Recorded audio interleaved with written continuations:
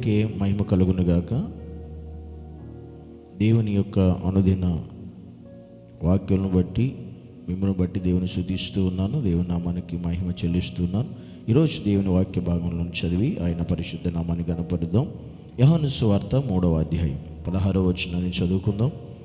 దేవుడు లోకమును ఎంతో ప్రేమించెను, కాగా ఆయన తన అద్వితీయ కుమారునిగా పుట్టిన వాని యందు విశ్వాసముంచు ప్రతి వాడును నశింపక నిత్య జీవం పొందినట్లు ఆయనను అనుగ్రహించెను. దేవుడు ఈ లోకాన్ని ఎంతో ప్రేమించాడని దేవుని వాక్యం సెలవిస్తూ ఉంది.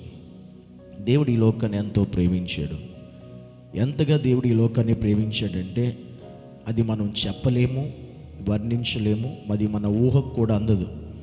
ఎందుకంటే దేవుడు లోకాన్ని ప్రేమించాడంటే అర్థం లోకమునని కాదు, లోకంలో ఉన్న మనుషులందరినీ అని అర్థం. లోకంలో ప్రేమించడం అంటే లోకంలో మనుషులందరినీ, మానవులందరినీ దేవుడు ఎంతగానో ప్రేమించాడు. అంతగా దేవుడు ప్రేమించాడు కాబట్టి మనుషుల్ని, ఆ మనుషులందరి కొరకు, ఎందుకంటే మనుషులందరూ తప్పు చేసి పాపం చేసి దేవుడు అనుగ్రహించిన మహిమను పొందలేక భయంకరమైనటువంటి నరకాగ్నికి లోనైపోతున్నటువంటి మానవుల పట్ల, మనుషుల పట్ల ఆ దేవాతి దేవుడి కృప చూపించి, కనికరం చూపించి ఆయన మనల్ని ఎంతో ప్రేమించాడు కాబట్టి, ఆ ప్రేమ వర్ణనాతీతము కాబట్టి, ఆ ప్రేమించేటువంటి దేవుడు చేసిన గొప్ప కార్యం ఏంటంటే తన అద్వితీయ కుమారునిగా పుట్టిన విశ్వాసం నుంచి ప్రతి వాడును నశింపక నిత్యం పొందినట్లు ఆయన అనుగ్రహించాడు. దేవాతి దేవుడే ఈ లోకంలోనికి ఉద్భవించాడు, ఈ లోకంలో అడుగుపెట్టాడు, ఈ లోకంలో జన్మించాడు, ఈ లోకానికి వచ్చాడు.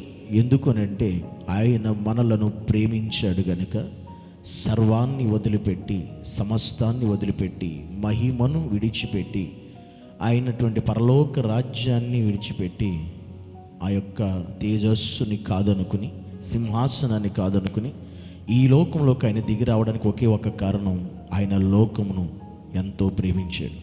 అని ఈరోజు మనలను ఆయన ప్రేమించిన దేవుడిగా మనకు కనబడుతున్నాడు. ప్రభు అయిన యేసు క్రీస్తు మన కొరకు ఈ లోకానికి అనుగ్రహించబడ్డాడు, మనకి ఇవ్వబడ్డాడు, మన కొరకు ఈ లోకానికి వచ్చేసాడు. ఎందుకు వచ్చాడు అంటే మనల్ని ప్రేమించాడు కనుక. ఆయన ప్రేమ ఎట్టిదో మనకి తెలియచేయాలని, ఆయన ఎంతగా మనల్ని ప్రేమించాడో అది మనకు అర్థం కావాలని. ఆయన అక్కడే ఉంటే అది అర్థం కాదు కనుక మనలోనికి వస్తే, మన మధ్యలోకి వస్తే అది మనకి తెలుస్తుంది కనుక దేవాతి దేవుడే, సర్వోన్నతుడే, సర్వశక్తిమంతుడే శరీరధారిగా మానవ యొక్క శరీరాన్ని ధరించుకుని ఈ లోకానికి ఆయన ఉద్భవించాడు, ఈ లోకంలో జన్మించాడు, ఈ లోకంలో అడుగు పెట్టాడు. దాన్ని బట్టి అర్థం చేసుకోవాలి ఆయన మనల్ని ఎంత ప్రేమిస్తాడు. ఎందుకంటే ఒక వ్యక్తి ఒక ఉన్నతమైన స్థానంలోకి వెళ్ళిపోతే ఆ వ్యక్తి మరలా కిందకి చూడు. కానీ దేవాతి దేవుడు అలాంటి వాడు కాదు. తను అంత ఉన్నతమైన స్థానంలో ఉండి కూడా మన కొరకు ఈ లోకానికి వచ్చి మనల్ని ప్రేమించి, మన పాపలను విడిపించి, మన కొరకు ప్రాణం పెట్టునంతగా ఆయన ప్రేమించాడు. అదొక్కటి చాలు ఈరోజు యేసయ్యను మనం ఆరాధించడానికి, యేసయ్యను కొలవడానికి, యేసయ్యను నమ్మడానికి మన జీవితాల్లో. అందుకే ఈరోజు ఆయన ఎంత ప్రేమించాడో మనకి ఈరోజు అర్థం కావాలంటే ఆయన నీ కొరకు ఈ లోకానికి వచ్చిన సందర్భం ఒక్కటి చాలు. ఆయన నీ కోసం పెట్టిన ప్రాణం విలువ, త్యాగం విలువ నీకు తెలిస్తే చాలు. ఆయన అంతగా మనలను ప్రేమించాడు. ఆ ప్రేమను అర్థం చేసుకుని ఈరోజు మనం ఆయన కొరకు, మనం కూడా ఆయన ప్రేమించేవారుగా, ఆయన కొరకు బ్రతికేవారుగా, ఆయన కొరకు బతకడానికి మన జీవితంలో సమర్పించుకునేటువంటి వారుగా ఉండే కృపను దేవుడు మనకి దయచేయునుగాక.